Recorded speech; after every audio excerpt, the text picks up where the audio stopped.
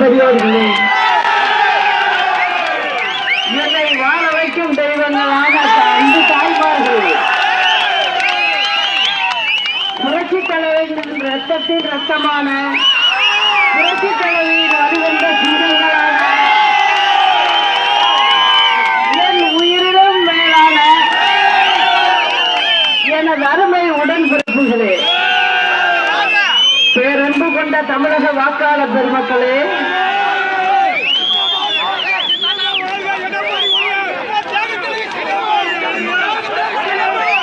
உங்கள் அனைவருக்கும் முதலில் எனது நெஞ்சார்ந்த வணக்கத்தை தெரிவித்துக் கொள்கிறேன். தமிழ்நாட்டு மக்களின் வாழ்வில் ஒளி ஏற்றிடவும், கசக்கி பிரிகின்ற திமுக மன்னராட்சியை வீட்டிற்கு அனுப்பிடவும்,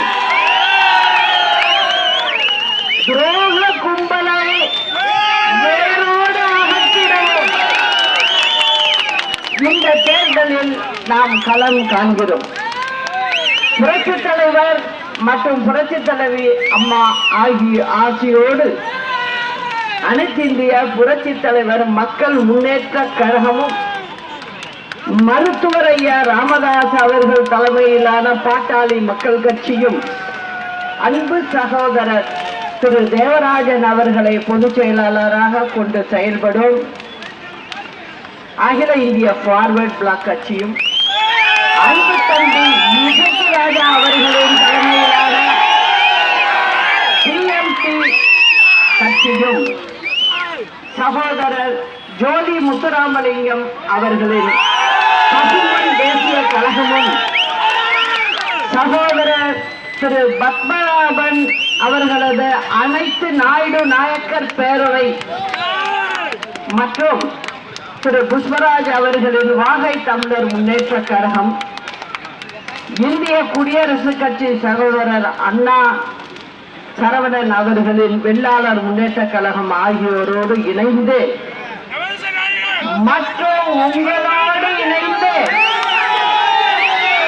இந்த தேர்தலில் போட்டியிடும் நிலையில்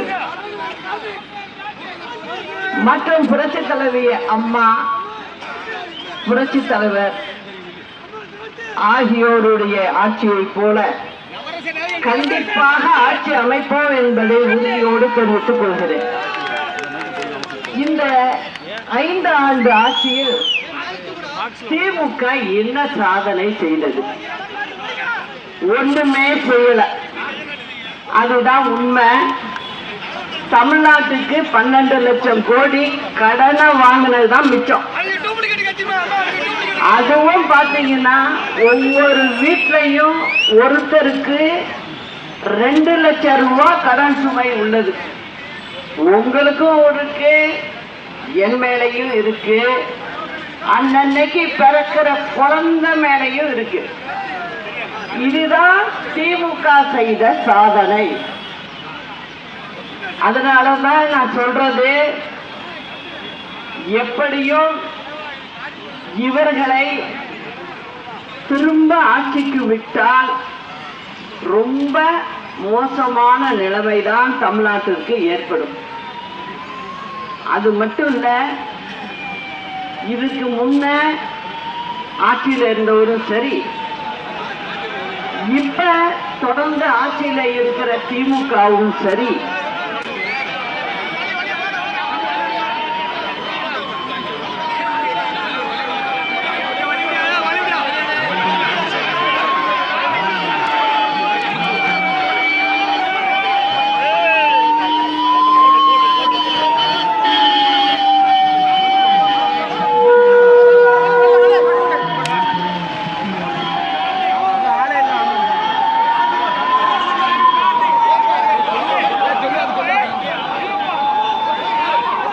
இந்த 2 கட்சியும் இப்போ தேர்தல் அறிக்கை ஒன்று கொடுத்துருக்கு. அதுல பாத்தீங்கன்னா இப்ப ஆண்டுகிட்டு இருக்க கட்சி என்ன சொல்லுது? 12 லட்சம் கோடி கடனையும் வாங்கிவிட்டு என்ன சொல்லுது? 8000 ரூபாய்க்கு உரிய டோக்கன் கொடுக்குறோம். அந்த 8000 ரூபாய் கொண்டுட்டு போய் நீங்க கடையில கொடுத்து உங்களுக்கு பிடிச்ச சாமானை வாங்கிக்கிங்க அப்படின்னு சொல்றாங்க. ஏற்கனவே முதலமைச்சராக இருந்தவர் என்ன சொன்னாரு, நான் ஃப்ரிட்ஜ் வாங்கி கொடுக்குறேன், அது மட்டும் இல்ல 10,000 ரூபாய் ரொக்கம் காசும் கொடுக்குறேன் அப்படிங்கிறார்.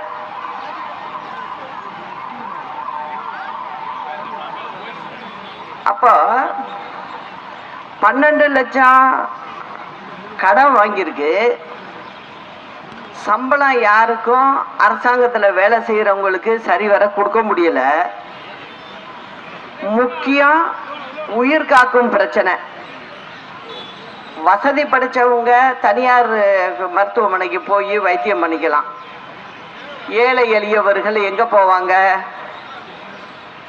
அரசாங்க மருத்துவமனைக்கு தான் போகணும். ஆனா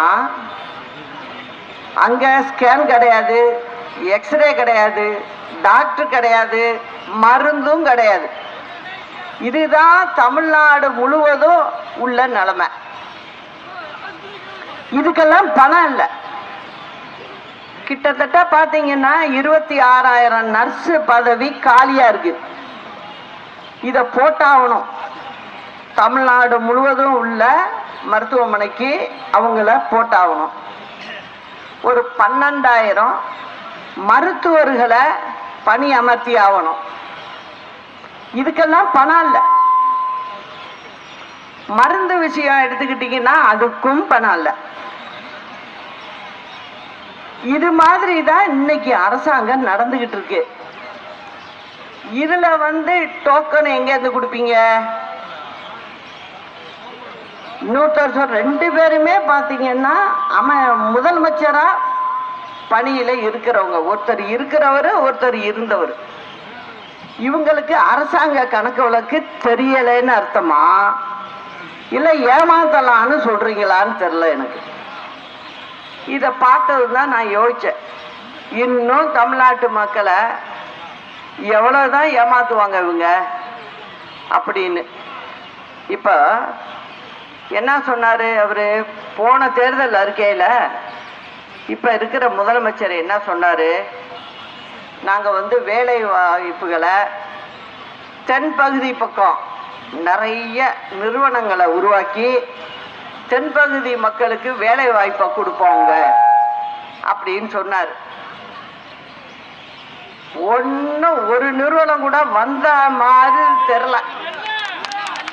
ஏதாவது வந்திருக்கா? இங்க உள்ள ஏழை எளிய மக்களுக்கு ஏதாவது வேலை வாய்ப்பு கிடைச்சிருக்கா? இளைஞர்களுக்கு வேலை வாய்ப்பு கிடைச்சிருக்கா? இல்ல இல்ல.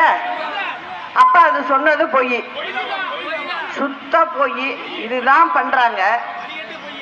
இப்ப நீங்க பாத்தீங்கன்னா நான் பேசுற இடத்துல அரசாங்கம் எப்படி இருக்கு, என்ன நிலைமையில இருக்கு, என்ன பண்ணுவீங்க, எப்படி இந்த தேர்தல் அறிக்கையை நீங்க கொடுத்தீங்க, இல்லாத சொல்லி ஏன் மக்களை ஏமாத்துறீங்கன்னு நான் கேட்கிறேன்.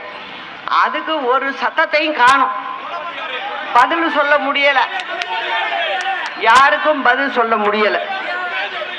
ஆனா அவங்க என்ன இப்ப தேர்தல் பிரச்சாரம் பண்ணிக்கிட்டு இருக்காங்க பாத்தீங்களா? ஏதாவது தமிழ்நாட்டுக்கு உருப்படியானதை பேசுறாங்களா? ஒருத்தர் முதலமைச்சரா இருந்தவர், ஒருத்தர் முதலமைச்சரா இருக்கிறவர். என்ன சொல்றாங்க? இப்ப 2-3 நாளா நீங்க பாத்தீங்கன்னா அவங்க பிரச்சாரம் பண்றதே வேஸ்ட். ஏன் சொல்றேன் அப்படின்னா, சொந்த விஷயங்களை பேசி சண்டை போட்டுக்கிறாங்க. இந்த வீட்டில் பெரியவங்க எல்லாம் பேசிக்கிட்டு இருப்பாங்க, சின்ன பிள்ளைகளுக்கு ஒன்றும் தெரியாது. அது பாட்டுக்கு ஒரு பக்கம் விளையாடும், இல்லைன்னா சண்டை போட்டுக்கிட்டு இருக்கோம். அது மாதிரி முன்னாள் முதலமைச்சரா பதவியில இருந்தவரும் சரி, இந்த நிமிஷம் வரைக்கும் முதலமைச்சரா பதவியில இருக்கிறவரும் சரி, ஒருத்தருக்கு ஒருத்தர் சண்டை போட்டுக்கிட்டு இருக்காங்க. நீங்க சண்டை போடுறதெல்லாம் வீட்டில் வச்சீங்க. இது தேர்தல் பிரச்சாரத்துக்கு உள்ள நேரம். இதுல ஒரு நல்ல முதலமைச்சரா பொறுப்பு வகிக்கிறவங்கன்னா என்ன பேசணும்? மக்களுக்கு நாங்கள் இப்படி செய்ய போகிறோம், இந்த மாதிரி பண்ணோம், இப்போ வருங்காலத்தில் இப்படி செய்யலான் இருக்கோம், ஏதோ ஒன்று சொல்லணும். நீங்கள் செய்ய போகிறதில்ல, ஆனால் சொல்லணும். ஆனால் அதை சொல்லாமல் என்ன சொல்கிறீங்க? அங்கே துணை முதலமைச்சர் திமுகவில் சின்ன பையன், அந்த பையனும் புதுசு என்ன சொல்றாரு? ஒரு படத்தை தூக்கி காமிச்சு, நீ முதலமைச்சர் ஆகுறப்ப இங்க யாரு கீழே படுத்து கிடக்கிறது, இது கார்பெட் இல்ல, இவரு தான் அப்படின்னு அவர் சொல்றாரு. அதுக்கு பதில் முதலமைச்சரா இருந்தவர் என்ன சொல்றாரு? நீ பால் டாயில குடிச்சிட்டு படுத்திருந்த,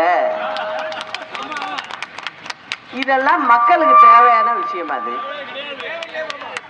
இது யாராவது ஒரு பொறுப்புள்ளவங்க இந்த வயசுல இத பேசலாமா? அப்ப உங்ககிட்ட எப்படி ஆட்சி பண்றதுங்கிறது தெரியல, ரெண்டு பேருக்குமே தெரியல. இல்லைன்னா இந்த பேச்செல்லாம் வராது. இரவு 10 மணிக்குள்ள பேசி முடிக்கணும், செய்க கூட காட்ட முடியாது. தேர்தல் ஆணையம் அப்படி ஒரு ரூலை வச்சிருக்கு. அப்படி இருக்கிறப்ப மக்களை பார்த்து பேசும்போது என்ன பேசணுமோ அதை பேசுங்க. அதை விட்டுட்டு இவர் சொல்றாரு, உடனே ஏற்கனவே முதலமைச்சராக இருந்தவர் என்ன சொல்றாரு? நீங்க இப்ப உள்ள முதலமைச்சரை நீங்க கொரோனாலேயே போயிருக்கணும். அப்போ இது வரைக்கும் நீங்க பாத்தீங்கன்னா எத்தனையோ தலைவர்கள் முதலமைச்சரா இருந்தவங்க இவ்வளவு கேவலமா பேச மாட்டாங்க, யாரும் இந்த மாதிரி எல்லாம் பேச மாட்டாங்க. அப்ப இதுல இருந்து என்ன தெரியுது? ஒரு நல்ல தரம் வாய்ந்தவர்களா இவங்க இல்லை அப்படிங்கிறது தான் தெரியுது. இவங்க எப்படி மக்களை வழி நடத்துவாங்க? வழி நடத்த முடியாது. அதாவது அந்த சின்ன பையன் சொன்னதுலயும் என்ன இருக்கு? அவர் காமிச்சது என்னமோ உண்மைதானே. அது இது டிவில எல்லாம் வந்த விஷயம் தானே. டிவியில வந்த விஷயத்தை தான் அந்த பையன் காட்டுறாரு. அதுக்கு என்ன பண்ணி இருக்கணும் நீங்க? இன்னைக்கு அந்த பையனை நீ இருக்கக்கூடாது உயிரோட சொல்லக்கூடாது, நீங்க உங்களை திருத்திக்கிட்டு இருந்திருக்கணும். அதாவது பதவி கொடுத்தவங்களுக்கு நன்றியா இருந்திருக்கணும். வீட்டுல ஒரு நாய்க்குட்டி வளர்த்தீங்கன்னா கூட, ஒரு சின்ன பிஸ்கட் கொடுத்தீங்கன்னா கூட அது நன்றியோட இருக்கும். அது கூட இல்லாம நீங்க செஞ்சத அந்த பையன் காமிக்கிறார். அதுல காமிக்கிறதுல என்ன தப்பு இல்லையே, நடந்ததை அந்த பையன் காட்டுறாரு. ஆனா இதெல்லாம் எங்க செய்யணும்? நீங்க தனிப்பட்ட முறையில கூப்பிட்டு ஒரு இடத்துல உட்காந்துக்கிட்டு நீங்க பேசிக்கிட்டீங்கன்னா வேற. இப்ப நடக்கிறது தேர்தல் பிரச்சாரம். அதுல என்ன செய்யணும், நாங்க வந்தா இதை செய்வோம், இப்படி செய்வோம் அப்படின்னு சொல்லணும். அந்த மாதிரி எல்லாம் இருந்த தலைவர்கள் இப்ப இல்ல. அதாவது தலைவர் ஒரு நாள் அன்னை தெரசா பல்கலைக்கழகம் தொடங்குறாங்க மதுரையில். அதுக்கு அவர் கார்ல போயிட்டு இருக்காரு. இப்போ எனக்கு தெரிஞ்சவங்க தான் அவங்க கலெக்டர்மா. அதை முன்னாடி வண்டியில் உட்காருன்னு இருக்காரு. போகும்போதே கேட்டிருக்காரு, இந்த மாவட்டத்தில் எப்படி இருக்கு, இது எப்படி இருக்கு, அது எப்படி இருக்குன்னு எல்லாத்தையும் கேட்டுக்கிட்டு போறாரு. அந்த அம்மா எல்லாத்துக்கும் பதில் சொல்லிட்டு வருது. அப்போ போயிட்டு இருக்கும்போது அந்த நிகழ்ச்சி எங்கே நடக்குதுன்னா கொடைக்கானல்ல. போயிட்டு இருக்கும்போது அந்த குளூரில் ஒரு வயசான பாட்டி நின்றுட்டு இருந்திருக்கு. நின்றுக்கிட்டு இருந்ததும் வண்டியை விட்ட குறுக்காட்டி நிறுத்தியிருக்கு. தலைவர் உடனே வண்டியை நிறுத்து அப்படின்னு சொல்லியிருக்காரு. அப்போது கண்ணாடியை திறந்து, ஏம்மா இங்கே நிற்கிறீங்கன்னு கேட்குறாரு. இல்லைப்பா, என் வீட்டில் இந்த ஆரஞ்சு பழம் காய்ச்சிது, உங்களுக்கு கொடுத்து சாப்பிட சொல்லணுமேன்னு நான் வச்சுக்கிட்டு நிற்கிறேன்னுச்சு. அவர் என்ன மாதிரி தலைவர், அந்த அம்மாவுக்கு எவ்வளோ பாசம் இருந்திருக்கு.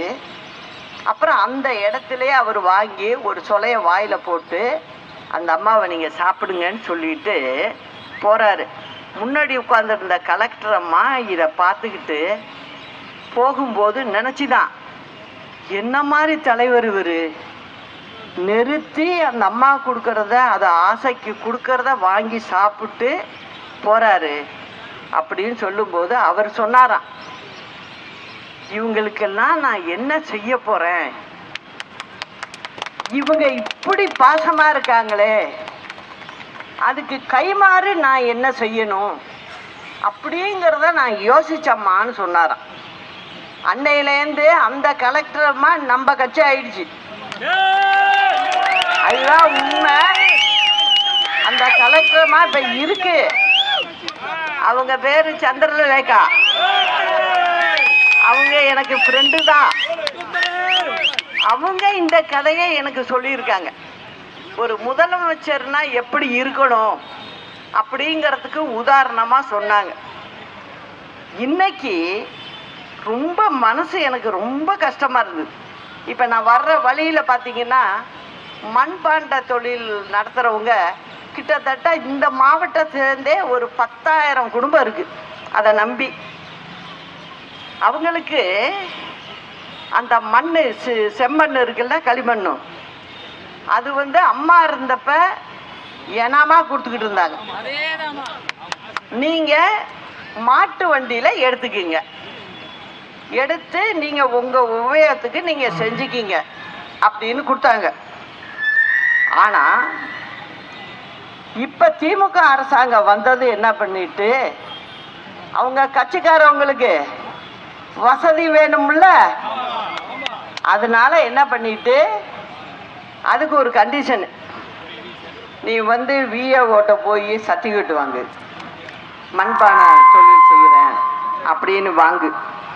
அது மட்டும் இல்லாமல் அங்கே போய் வாங்கி அவங்க ஒப்புதல் கொடுத்தாதான் நீங்கள் போய் மண் அள்ளணுன்ட்டாங்க. இப்போ அவங்க போய் கேட்டால் அங்கே உள்ள அந்த ஏரியாவில் உள்ள கவுன்சிலர் அவர் சொல்கிறாராம், எனக்கு 8,000 ரூபா கொடு ஒரு வண்டிக்கு, 8,000 ரூபா கொடுத்தா நீ மண் அள்ளிட்டு போகலாம் அப்படிங்கிறாராம். அதுங்க என்ன சொல்லுது, என்கிட்ட வண்டியை நிறுத்திட்டு அது வீட்டுக்கே அழைச்சிட்டு போயிட்டேன்னு, பக்கத்துலேயே வீடு பாருங்கம்மா, ஒன்றுமே இல்லாமல் நாங்கள் பசி பட்டினியாக இருக்கோம், அம்மா இருந்தப்போ சும்மா அள்ளிக்க சொன்னாங்க, ஆனால் இந்த திமுக அரசாங்கம் வந்ததுலேருந்து காசு கேட்குறாங்கம்மா, அந்த 8,000 ரூபா கொடுத்தா ஒரு வண்டி மாட்டு வண்டியில் மண் எடுத்துக்கலாம் அப்படின்னு சொல்கிறாங்க. நாங்கள் எங்கம்மா போவோம் 8,000 ரூபாய்க்கு, அதனால் நீங்கள் இதை பேசுங்கம்மா அப்படின்ச்சு. நானும் 1.5 வருஷமாக சொல்லிக்கிட்டு இருக்கேன், இதை பற்றி பேசிக்கிட்டு இருக்கேன். ஆனால் இந்த அரசாங்கம் எடுத்ததா தெரியலை. இதுக்கெல்லாம் ஒரே வழி என்னன்னா, அம்மாவுடைய ஆட்சி வந்தால் தான் இதெல்லாம் செய்ய முடியும். நான் உங்களுக்கு நான் புரிய வைக்கிறேன். எங்கெங்க நம்ம தென்னை மர சின்னம் நிற்கிதோ தமிழ்நாடு முழுவதும், அங்க நம்ம எதிர் குரூப் எல்லாம் அதை கொடுக்குறேன் இதை கொடுக்குறேன்னு கேட்பாங்க. நான் என்ன சொல்றேன்னா, என்ன கொடுத்தாலும் வாங்கிக்கிங்க, ஏன்னா அது உங்களுடைய வரி பணம். அவங்க யாரும் சும்மா அவங்க வீட்டிலேருந்து கொடுக்கல, வாங்கிக்கிங்க. வாக்க நல்லா ஆட்சி பண்றவங்க கையில கொடுங்க. நீங்க நம்ம நிக்கிற இடத்துல எல்லாத்துலயும் நீங்க கொடுத்தீங்கன்னா அதுக்கப்புறம் நீங்க என்னோட வேலையை பாருங்க. நம்ம சொல்றதுதான் நடக்கும். அதை நம்மளால பண்ண முடியும். அது பண்றதுக்கு உங்களுடைய உதவி மட்டும்தான் எனக்கு வேணும். அது இருந்துச்சுன்னா நிச்சயமா நம்ம ஒரு மாற்றத்தை ஏற்படுத்தி நல்ல வழியா செய்யலாம். அது தலைவர் அம்மாவோட ஆட்சி மாதிரி இருக்கும். அது மக்கள் ஆட்சியாதான் இருக்கும். தனிப்பட்ட ஒருத்தருக்கோ தனிப்பட்ட ஒரு குடும்பத்துக்கோ சொந்தமா இருக்காது. அத நான் உங்களுக்கு அன்போட தெரிவிச்சுக்கிறேன். இப்ப இந்த இடத்துல ராஜபாளையத்துல சொன்ன விஷயங்களை சொல்றேன். ராஜபாளைய நகராட்சியில் சொத்து வரி, தொழில் வரி, குடிநீர் வரி கடுமையா உயர்த்தியிருக்காங்க. இப்படிதான் கையில பணம் இல்லை அரசாங்கத்துக்கு, எல்லாத்துலயும் வரிய போடு, கரண்டா பில்லை ஏத்து, விலைய எல்லாத்தையும் ஏற்றி மக்கள் பையிலேருந்து தான் பணத்தை எடுக்கிறாங்க. அதுதான் நடக்குது. குடிநீர் வரி கடுமையாக உயர்ந்துள்ளது. தமிழ்நாட்டில் பொள்ளாச்சி மற்றும் ராஜபாளையத்தில் அதிகமான நகராட்சி வரி போடப்பட்டுள்ளது. எல்லா இடத்த விட இந்த ஊர்ல ரொம்ப அதிகமாக போட்டிருக்கு. திமுக நகராட்சி கூட்டத்தில் தீர்மானம் செய்தும் இவ்வரிகளை குறைக்கவில்லை. ஏன்னா சம்பளம் போட முடியாது, அதுக்காக குறைக்கல. இதுதான் பாதாள சாக்கடை திட்டம் இருக்கும் நிலையில் அனைத்து பகுதிகளிலும் பழுதடைந்து சாலைகளில் கழிவுநீர் செல்வதை போக முடியாத ஒரு நிலைமைக்கு ஜனங்க இருக்கு. அப்புறம் என்னப்பா பண்றீங்க? என்ன 12 லட்சம் கோடி வாங்கிட்டு என்ன பண்ணிக்கிட்டு இருந்தீங்கன்னே தெரியலையே. தாமிரபரணி கூட்டு குடிநீர் திட்டம் இன்னும் செயல்படாமல் உள்ளது. ஆனா அவங்க என்ன பண்றாங்க? எல்லாம் கடன் மட்டும் வருது, எந்த வேலையும் நடக்கல. மக்களுக்கான வேலை எதுவுமே நடக்கல. புதிதாக கட்டப்பட்ட அரசு மருத்துவமனையில் போதுவ மருத்துவர்கள், செவிலியர்கள், துப்புரவு பணியாளர்கள் கிடையாது. நெல் கொள்முதல் நிலையங்களில் நெல் மூட்டைகள் தேக்கி வைக்க இடவசதியும் இல்லை. கிராம பகுதிகளில் எங்கு பார்த்தாலும் குப்பைகள், கழிவுகள் மற்றும் கழிவுநீர் தேக்கம் முறையாக பராமரிப்பு இல்லை. நீர்காத்த ஐயனார் கோவில் செல்லும் வழியில் பாலம் அமைக்க வெகு நாள் கோரிக்கை, அதையும் செய்யல. ஆனா நீங்க பாத்தீங்கன்னா மெட்ராஸ் பெரிய பெரிய ஊர்ல வெறும் பாலமா கட்டிட்டு இருக்காங்க. முக்கியமான இடத்துல மாவட்டங்கள் பக்கம்லாம் அவங்க திரும்பியே பார்க்கல. ராஜபாளையம் பகுதியில் சேலை வேஷ்டி தயாரிக்க விசைத்தறி நெசவாளர்களுக்கு முறையா அவங்களுக்கு நூலும் வழங்குறதில்ல. இதுதான் இவங்க செஞ்சுக்கிட்டு இருக்கிறது. ராஜபாளையம் மேற்கு தொடர்ச்சி மலை அடிவார பகுதியில் மாமரங்கள் அதிகமாக உள்ளதால் மாம்பழக்கூழ் தொழிற்சாலை அமைக்க கோரிக்கை, அதுவும் செய்யலை.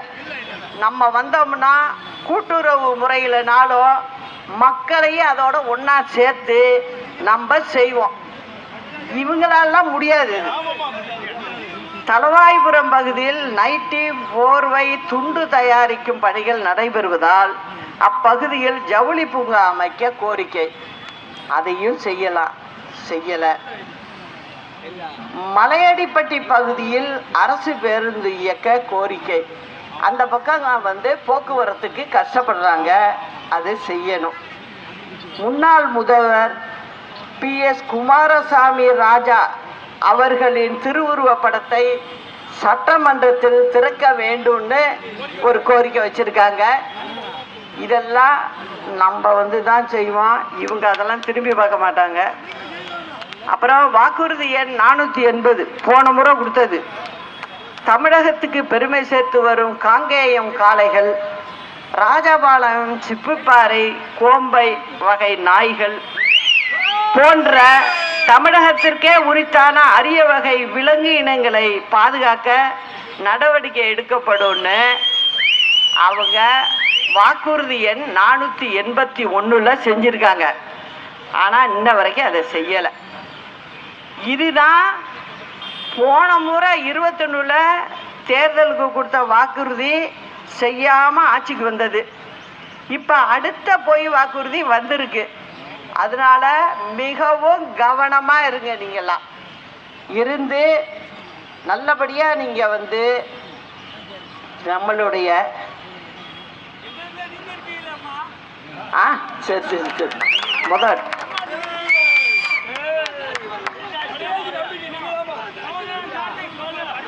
அதனால ராஜபாளையம் சட்டமன்ற வேட்பாளராக டாக்டர் ஹரிஷ் சின்ன பையன் உங்க கூட இருப்பாரு. ஒரு இடம் விடாம உங்க தொகுதியை சுத்தி வருவாரு. நானும் அவர்கிட்ட பேசிக்குவேன். என்னப்பா செய்யணும், என்ன நம்ம மற்றவங்க மாதிரி கிடையாது. அதனால கேட்டு நிச்சயம் நல்லா செய்வோம்.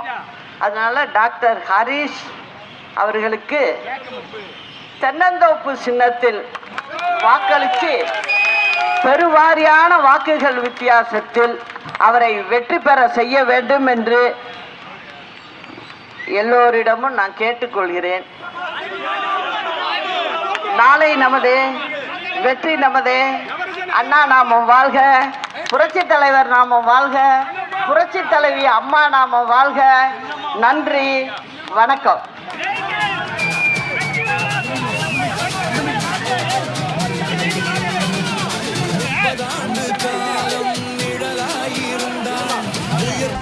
என்னுடைய அன்பான வணக்கத்தை தெரிவித்துக் கொண்டு, இந்த தேர்தல் எப்படிப்பட்ட தேர்தல் அப்படின்னா, எதிரிக்கும் துரோகத்துக்கும் தக்க பாடத்தை புகட்ட வேண்டிய தேர்தல். எதனால சொல்ற அப்படின்னா, ஒரு துரோகத்துக்கு மாற்று ஒண்ணுமே இல்லை. அந்த மாதிரி துரோகம் செய்யறவங்களுக்கு ஒரு படிப்படையே நம்ம கொடுத்தாகணும். ஏன் அப்படின்னா, அவங்களால மக்களை பார்க்க முடியாது, நிச்சயம் முடியாது. அதனாலதான் நாம் புறப்பட்டதே. தலைவரும் அம்மாவும் மக்களுக்காக தான் இந்த இயக்கத்தை நடத்தி வந்தாங்க.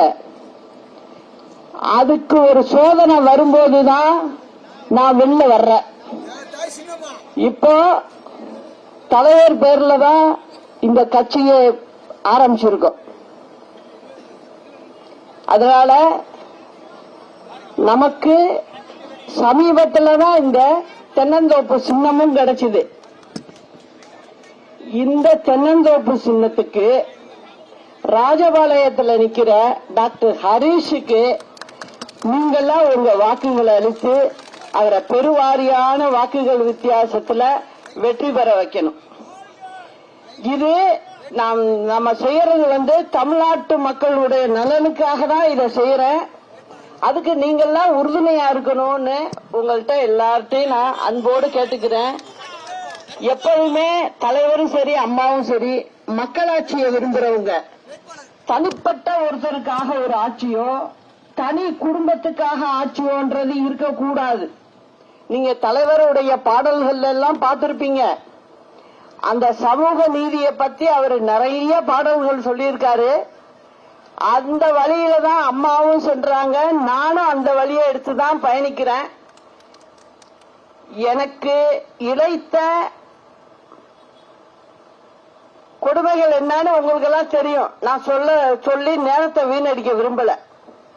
ஆனா இப்ப நம்ம செய்ய வேண்டியது, இந்த தேர்தல்ல ஜனநாயக கடமையை ஆற்றுவதற்கு ராஜபாளையம் தொகுதியில நான் நிப்பாட்டி இருக்கிற சின்ன பையன், நல்லா செய்யக்கூடிய ஒரு துடிப்பான பையன் டாக்டர் ஹரிஷுக்கு தென்னந்தோப்பு சின்னத்துல வாக்களிச்சு அந்த வெற்றி செய்தியை நான் கேட்கணும்.